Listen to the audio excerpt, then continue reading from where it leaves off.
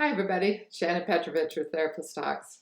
When lost in a relationship with a narcissist or other abusive person, you experience stress constantly.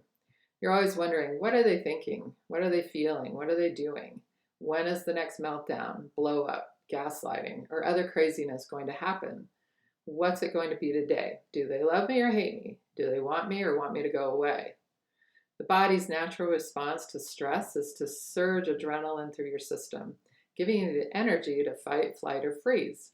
This natural self-protection system is a wonderful thing when a serious stressor happens, but it shouldn't happen all the time. The chronic stress of a narcissistic relationship causes these surges to course through your brain and body constantly. Even when nothing is happening, you tend to become hypervigilant, on edge, watching and waiting for the next stress to happen. That ebb and flow of adrenaline and other stress chemicals in the body built up cortisol in the brain, which over time leaves an aftermath of depletion. The system becomes exhausted. The person feels chronic fatigue, depression, and anxiety. Over time, this creates a sense of cognitive freezing or numbness and fog that makes it hard to make decisions, to problem solve, to leave the situation, or to imagine that it's even possible to move forward. Makes it feel like you're not capable of coping with the changes required to let go and move on. So here are some steps to begin to calm the system down, rejuvenate your brain, and thaw out the freeze. If you're currently in a dangerous situation, you need to first get out. The Domestic Violence Helpline can help you sort through and create a plan. So please do that first and then come back to this video for steps on healing the brain chemistry from the stress you've been under. The Domestic Violence Hotline is in the description below. So number one, calming your central nervous system. To calm it, we first have to understand it. We were designed to have our entire system get ramped up every time a traumatic event happens. This gives us the ability to fight, flight, or freeze. So if a bear was chasing us, we get that surge of adrenaline and we have that ability. Unfortunately, after time spent in a narcissistic relationship, the stresses are continuous, and even intermittent but irrational stresses cause a person to camp out internally in that worry, expectation, hypervigilance, and even a continuous thought racing stream of what if. These stories or guesses about what might happen next keep us in that ramped up state. The system reacts to our thoughts in the same way it would react to a bear chasing you down the street right now. So the first step in calming down the system is to sort out the here and now facts from the feelings, stories, and hypervigilances. This takes separating out the rational mind from our emotional reactive mind and noticing each of those separately. So the reactive mind is that little amygdala, the little monkey mind inside our midbrain. It gives us that signal that we are threatened, and it surges the adrenaline. The higher cortex is our rational mind, and it can let us know rationally what is really going on in the here and now. So we can ramp up our midbrain just with our thoughts and beliefs and fears and reactive habits, and these can surge that adrenaline, just like if a bear was chasing us. But we can also utilize that rational mind to stop that surge, take the here and now facts in mind, look at them rationally, and calm down the system with those facts. Oftentimes people have so generalized their fears that they have anxiety constantly, no matter where they are or what's going on. They can even be more afraid in public where they're relatively safe and numb out their fears at home where they're stressed out or in danger. We do this with our thoughts and beliefs, and we need very much to sort out what is fact from what are feelings. In our culture, we're taught to trust our feelings. But in this situation, you often can no longer trust your feelings. Victims can even feel a sense of safety and at-homeness with their abuser, and this is a classic example of relying too much on feelings and not on the facts. You might need help and support of family, friends, or a therapist to sort out what are the facts and to calm down the irrational feelings. Sorting this out will help you get safe and begin to use the rational mind to calm down the reactive mind when it's firing off.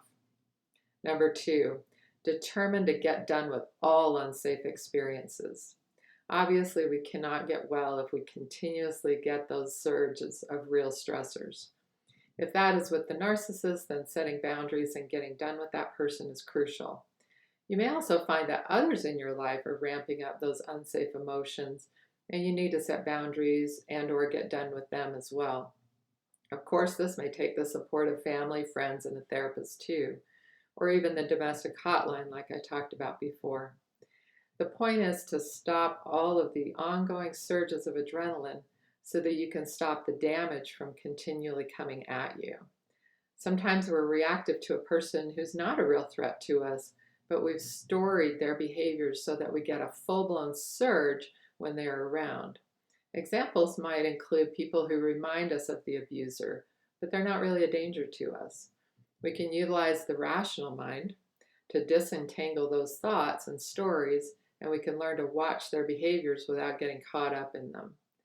Distant parents, co-workers, siblings, or others can also fall into this dynamic. So again, separating facts from feelings and using the rational mind to calm down that amygdala. Number 3, healing the system takes diligence, practice, and time. We have to learn self-calming, self-soothing, and self-talk that will gradually teach us to calm down rather than ramp up. We each have our own strategies that work best for us in these situations, so you must try a bunch of them and find out what works for you. The first thing is self-talk. Notice how you talk to yourself throughout the day. Are you kind and caring and supportive of your recovery, or are you belittling, condemning, or harsh? Try to treat yourself the way you would treat your best friend. Gently notice when you're being harsh and redirect to what you would say to your friend. This self-compassion is really crucial and it takes practice, so keep at it. The second thing is self-assessing. Means that you notice your internal tension level and be conscious about it and calming it down. And this takes practice as well. So think of a 1 to 10 scale with 1 being totally calm and 10 being in a full-blown panic.